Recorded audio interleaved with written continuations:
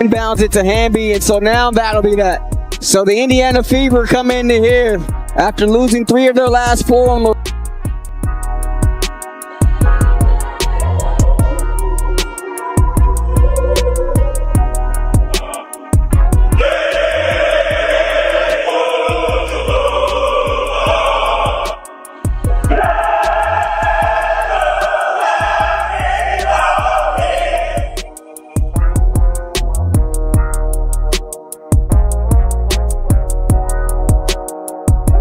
The Indiana Fever just pulled off their toughest win of the season, but it nearly slipped away. Up by a single point in the final seconds, the refs handed the LA Sparks extra chances that should have never happened. CaitlinClark and Sydney Coulson didn't hold back, calling out the chaos immediately, and fans are absolutely livid. So, what made this game so controversial? And how did the Fever battle through everything stacked against them to keep their playoff push alive? Let's break it all down, from the questionable officiating in LA to how this gritty win could completely shift the momentum of the season. What's your take on the WNBA refs? Drop your thoughts in the comments. Let's go. One common theme in the WNBA is how poorly officiated these games can be. The lack of competence from the people wearing the striped suits.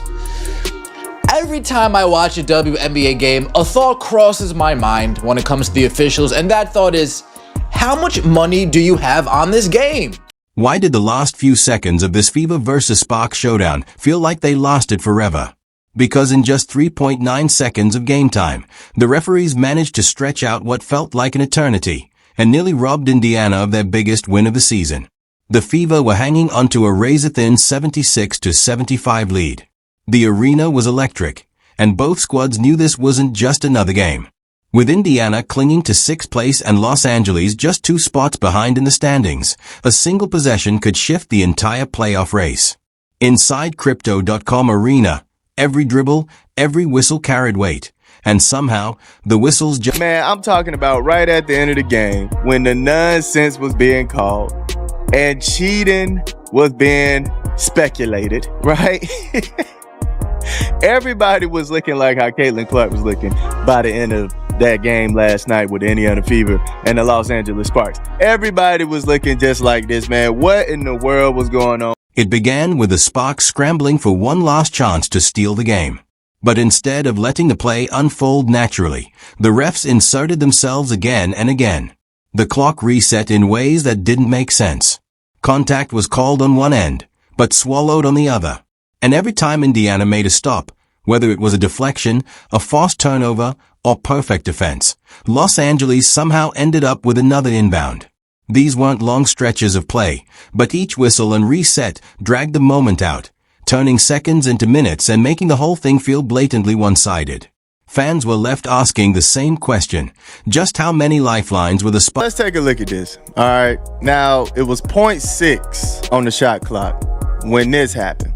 Okay, they had the ball, they were running around. I thought the game was over here, honestly. I thought the game was over, but they ended up calling a foul, saying, oh, the game is still going on. All right, whatever. They got the foul. Cool. So, Kelsey Mitchell, she goes to the free throw line, right? And she missed both of them. Now, I think Kelsey Mitchell should have made both of them, all right? At least one of them. But she missed both of them. In the middle of that draining sequence, Aaliyah Boston delivered the defensive play of the night, snatching the ball away when the Sparks tried to muscle it inside. Indiana sprinted the other way, and Kelsey Mitchell drew a foul, stepping to the line with just 0.4 seconds left.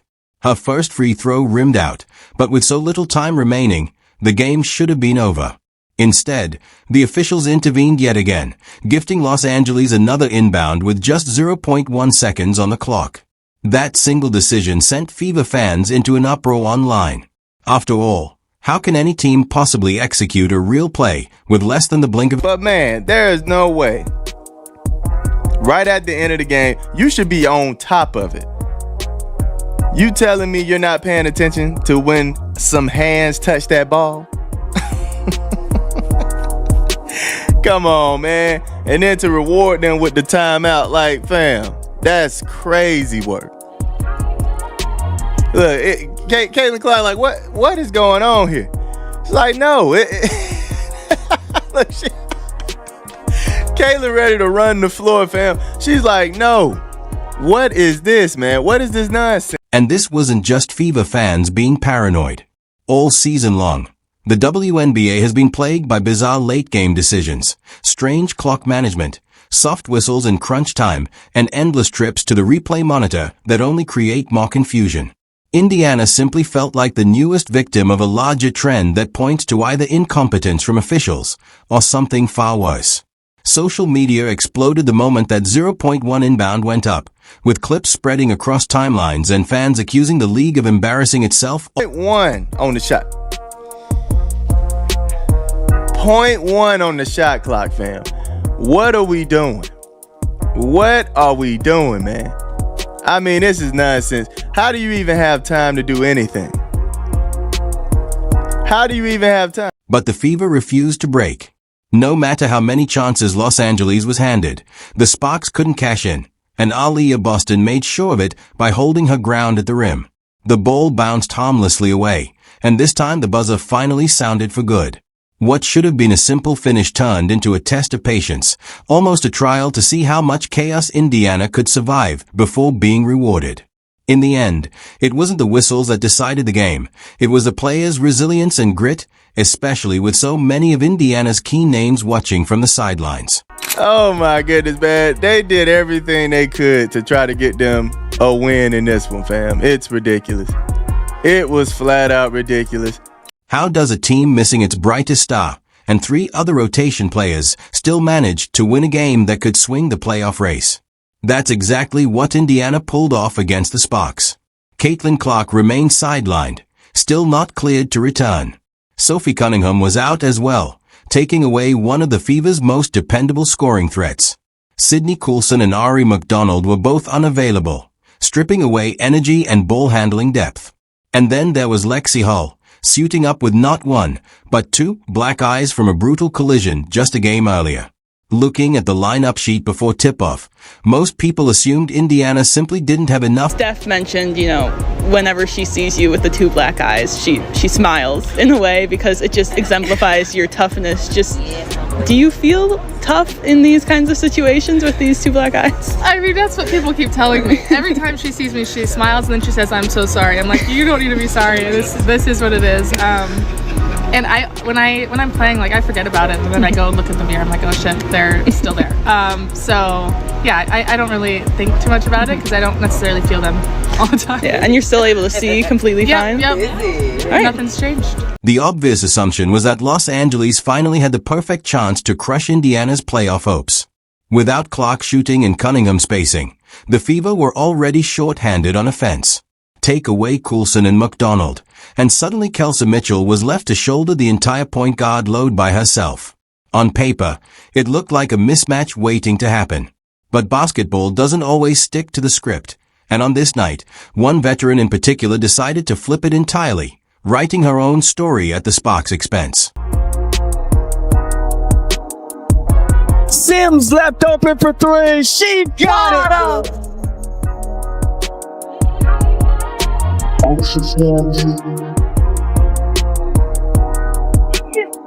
Offensive rebound, Sims the runner. Here's Howard. Shovels Sims right at the doorstep and she gets it off the window. 3-on-3 the other way. Sims the take and finishes the lefty layup.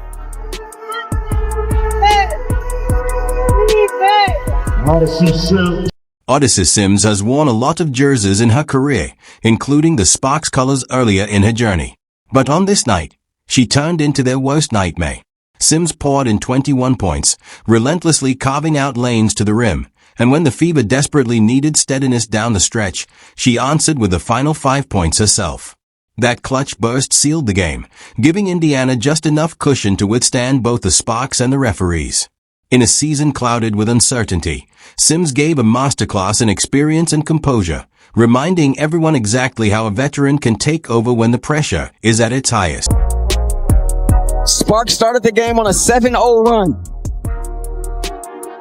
Here's Mitchell. Right back to Boston. And unable to get that one, but follows her on.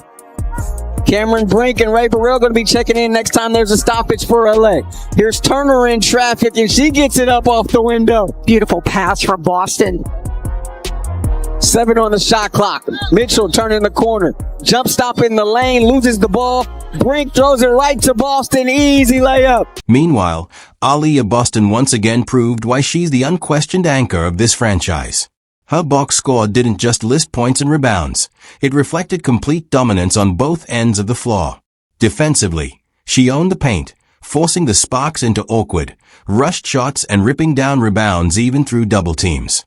On offense, whenever Indiana stalled, Boston steadied the ship with tough post work, hard screens, and second-chance opportunities. Without her presence, that chaotic fourth quarter likely would have ended in heartbreak instead of a... They kick it out. Hole of 3. Big bucket from Lexi Hull. And then there was Lexi Hull, logging heavy minutes while still swollen and bruised, yet embodying the Fever's toughness. She was everywhere, diving for loose balls, hustling back on defense, and keeping the floor spaced even when her own shots weren't falling. Indiana needed bodies, and Hull stepped up with the next woman up mentality that has defined this team. Kelsey Mitchell wasn't flawless, especially in crunch time, but her relentless scoring pressure forced LA to constantly adjust.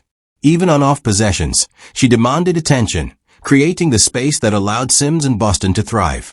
That willingness to carry the weight showed exactly what leadership looks like. We have a deep team that a lot of people, a lot of players on our team could be playing and they're not. And that's a tribute to our depth, certainly, but also sometimes everybody wants to play, right? And I think the selfless nature of this group just can't be overstated. And that's why we're able to be in positions like this that we're able to be in. Next voice. Head coach Stephanie White stitched together rotations built on grit and defense, and the Fever responded by scrapping for every inch. This wasn't just survival. It was proof that Indiana can thrive even while shorthanded. And with reinforcements on the way, the thought of what this team looks like once CaitlinClark rejoins this battle-tested core brings a whole new kind of energy. But here's what made the night even wilder. Clark didn't play a single minute, yet she still dominated the post-game conversation. Indiana's win should have been the headline, but instead it was a reaction to the officiating that stole the spotlight. Sitting on the bench in street clothes, Clark didn't hold back. She made it clear the referees had crossed a line, echoing exactly what fans were already shouting online. And when the most visible player in the league shines a spotlight on questionable officiating, it doesn't stay a one-night debate. What prop bet did you place prior to suiting up tonight? What's the over-under, and are you concerned with a specific outcome? The officials in the WNBA, yes, they're incompetent, yes, they're trash, but it always seems like there's some shady... They're so bad and so incompetent, it seems like there's shady business taking place behind the scenes. If the WNBA needs to investigate in anything, if somebody needs to investigate in anything regarding the WNBA, it's about how dirty the hands are of the officials. What Clark said wasn't just about one bad call. It was about a pattern of inconsistency players have been battling all season. And she wasn't alone in speaking up. Even while sidelined, Sydney Coulson added her own fire afterward, pointing out how Kelsey Mitchell never seems to get the whistle she's earned. Then she pushed further, saying the quiet part out loud. When referees refuse to protect players from obvious contact, it doesn't feel like competition anymore. It feels like survival. That assault on the court language hit home for anyone who watched how physical LA was allowed to play without consequence together. Clark and Coulson shifted the entire narrative. This wasn't just another chaotic WNBA finish. It became a league-wide conversation about whether officiating is failing the most basic principle of the game, fairness. And because Clark's influence in sports media is so massive, the conversation spread instantly. Every clip, every word from her turns into headlines in hours, not days. Fans already see her as the cornerstone of Indiana's future, but on this night she stepped into a different role. The voice demanding accountability, not just for herself, but for every player in... Dirty are the hands of some of these players that are in this league. Oh yeah, tonight's the night I'm just gonna go 2 for 13. Oh, hey, it's the WNBA. I could slide into 2 for 13 and nobody will bat an eyelash. I can shoot 5 for 22 and nobody would really think twice because it happens so... It wasn't ideal in terms of how the game was. It was ugly. We had moments where we were better than others, but we dug in. I mean, when you think about key defensive stops, key offensive rebounds, like AB's key offensive rebound there at the end, making plays, deflections that led to steals or deflections that led to bobbled passes, just the sense of urgency that we played with in those last minutes through some gray area, right? Through some times when it wasn't perfect, and it was a gut check time, and our team stepped up to the challenge. Thank you. Thank you.